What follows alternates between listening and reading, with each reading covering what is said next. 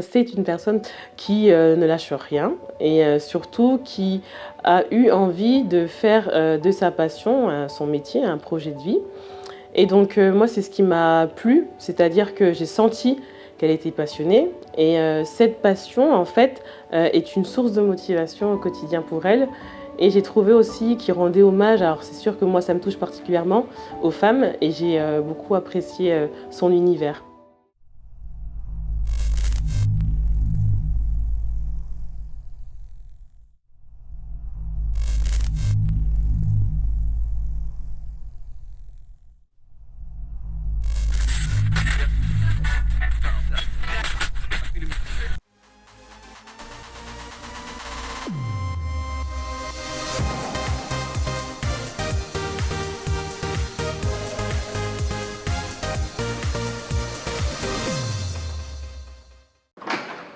Bonjour, bienvenue chez ICA Mode Africaine. Entrez.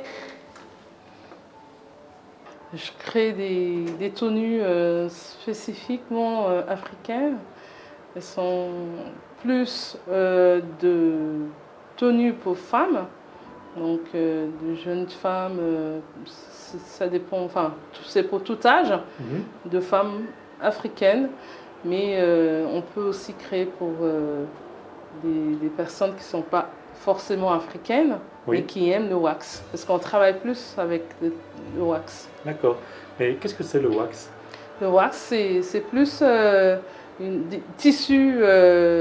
Wax, déjà, ça veut dire cire en anglais. D'accord. Et du coup, on crée ce tissu pour fabriquer des robes, tout style. Oui. Donc, tout style, comme des boubous. Mais moi, je suis pas beaucoup boubou. Je suis plus moderne, donc moderne, soit jupe, pantalon, tenue 2 pièces, c'est-à-dire pantalon et haut ou jupe et haut, ou robe longue, mi-longue, courte. Quelles sont vos méthodes de création? Comment vous cherchez l'inspiration pour commencer? Alors, je suis une personne qui fouille beaucoup. Oui. Je suis très curieuse et du coup, je fouille, je vois les créations des autres personnes qui sont dans le même domaine et ça m'inspire et depuis là, je crée mes propres styles. Une fois que vous partez sur une idée, Oui. après vient peut-être le choix du tissu. Du tissu. Parce que des fois, on peut prendre un tissu qui va pas forcément avec le style de robe ou de tenue. Et du coup, il faut vraiment que ça va avec le style et pour pouvoir, pour que la tenue puisse bien sortir. J'ai grandi au Nigeria. D'accord. J'étais jeune quand je suis arrivée en France en 2002, donc, mais j'ai grandi là-bas. Et on voyait tout le temps le tissu. Donc, voilà. Ouais, je parle français, je parle anglais aussi. Donc, les deux sont. Je parle couramment les deux. Donc, je sais pas. Je pense que je parle encore plus l'anglais, même si je ne parle pas souvent. Oui. Voilà. Je vois beaucoup de couleurs chez vous. Oui. C'est vraiment accueillant. Je vois de la couleur sur vous également. Est-ce que c'est l'une de vos créations? C'est ça. C'est une de mes créations. C'est plus boubou, un peu de boubou, mais plus stylé, côté fermé. Et là, c'est une création terminée ou que vous... Terminée. D'accord, elle est terminée. Elle est terminée. Il y a des petits pelles ici, noires. Des perles, oui. Oui, donc oui, bien cousu avec des poches. D'accord. Des poches et ça c'est mi-longue, donc puisque ça dépasse un petit peu le genou, mais ça n'arrive pas en bas. Donc voilà. Vous expédiez vers quel pays? Expédié partout. Partout, pas en France aussi? Aussi en France que ça c'est le but, que ça soit partout dans le monde. Tous les tenues que j'ai sont créées en Afrique. Oui. Donc une fois qu'ils sont envoyés ici, parce que j'aime que mes clients reçoivent des choses comme il se doit. Bien sûr. Et du coup, je regarde s'il n'y a pas d'erreur. Oui. Donc, je fais pas mal de retouches. Voilà pourquoi j'ai une machine à coudre pour pouvoir retoucher quand il faut. Et je crois savoir que ce qui vous tenait à cœur aussi, c'était de faire travailler aussi, apporter de la possibilité aux personnes au Nigeria, entre autres, de travailler. Et c'est pour ça aussi que vous commandez auprès de ces personnes un certain nombre de travaux de couture avant vous-même de faire les finitions. C'est ça. D'accord. Oui, parce que en fait là je commence, parce qu'avant je commandais, mais là je commence à créer. J'ai déjà commencé donc de faire un atelier là-bas pour que des personnes travaillent pour moi là-bas. Donc j'emploie des personnes et pour faire tout ce travail pour pouvoir donc j'engage que je paye déjà et donc ça me tenait à cœur aussi de ce côté-là, donner l'emploi aux personnes qui n'ont pas. Et donc pareil à un moment je pense que d'ici peu ça serait pareil ici en France, d'engager une personne pour pouvoir créer aussi l'emploi. Vous avez rencontré beaucoup de difficultés pour faire importer en France depuis le Nigeria? Oui, beaucoup de difficultés. Déjà, c'est cher. Oui. Ouais, et en plus de là-bas, ici, c'est pas facile. On rencontre pas mal de freins, notamment douaniers et d'autres difficultés. De travailler avec les personnes là-bas, c'est pas facile. Il faut vraiment se mettre à leur niveau. Et puis la compréhension n'est pas le même, la mentalité n'est pas le même aussi. Il faut vraiment mettre à l'égalité d'eux pour pouvoir avoir ce que vous voulez, quoi. Et nos spectateurs ne le savent peut-être pas encore, mais vous êtes déjà une star. Vous êtes déjà quelqu'un de très connu sur YouTube notamment. Oui, sur YouTube, sur TikTok. Aujourd'hui, sur TikTok, j'ai des vidéos de plus de 4 millions de vues. D'accord, oui. Donc c'est beaucoup. Je suis à plus de 150 followers en TikTok. Oui.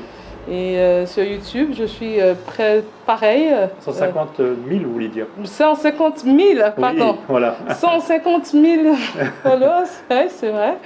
Et beaucoup de millions de vues. Donc, je suis aussi connue sur TikTok. L'Instagram, pareil. Pinterest aussi, pareil. Facebook. J'ai aussi des personnes qui me contactent depuis Instagram, Pinterest ou Facebook. Donc... vous êtes une star, on peut le dire. Une star qu'on va pas. Oui, c'est vrai, mais oui, beaucoup de personnes connaissent ICA Mode Africaine. Alors, vos clients à l'international, c'est plutôt eux qui ont tendance à vous trouver. Oui. Mais les clients sur Besançon, comment on apprend que c'est vous, la fameuse ICA Mode Africaine? Voilà. Oui, parce que j'en parle aux personnes. De bouche à oreille, ça le vend, les francs. Et donc, une fois je leur parle, ils vont parler à d'autres personnes. Mais je vais bientôt faire des flyers, 4 visites pour chercher plus de clientèle sur place. Parce qu'il en faut aussi, même si j'ai d'autres personnes ailleurs, mais il me faut aussi ce Besançon. Alors il faut dire que vous êtes quelqu'un qui a de l'expérience depuis pas mal d'années, mais votre entreprise en France est créée depuis tout récemment. Oui, c'est ça, tout récemment. Vous êtes encore une jeune entreprise. C'est ça, exactement. C'est pour ça. Mais bientôt, ça sera plus changement d'achat. Bientôt, il y aura plein de choses. Partout. Voilà, on continuera à vous suivre sur les réseaux sociaux, sur TikTok, sur Facebook, sur Instagram, sur Pinterest, sur YouTube. Oui, sur YouTube. Vous êtes la star. Ouais, c'est ça. Et vous allez simplement nous rappeler l'adresse sur YouTube, par exemple, de votre chaîne. Alors, c'est ICA Mode Africaine. Vous tapez ICA Mode Africaine et vous y êtes.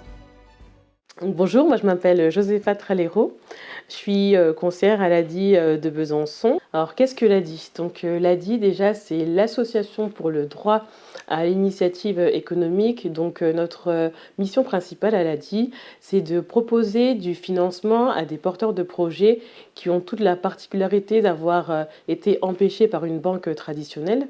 Donc nous, on va apporter des solutions de financement et surtout, on va les accompagner dans le cadre d'un démarrage ou alors tout simplement d'un développement d'activités entrepreneuriales. J'ai rencontré Madame Okonobo dans le cadre d'une demande de financement.